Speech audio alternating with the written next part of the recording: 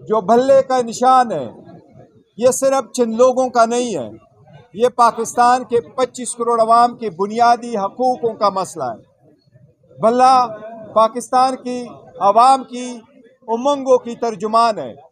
ये एक political process जो हमारा आईनी तरीक़ाकार है, जमहूरियत जो इस मुल्क का मुकद्दर है, जो इस मुल्क का आईनी तकाजा है, उसके लिए लाजिम है कि हर पॉलिटिकल पार्टी के पास उसका निशान हो।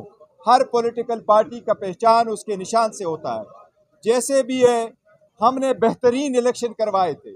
175 पॉलिटिकल पार्टी में किसी ने ऐसे इलेक्शन नहीं करवाए, कभी भी नहीं करवाए जिस तरह पाकिस्तान तहरीक इंसाफ ने करवाए थे।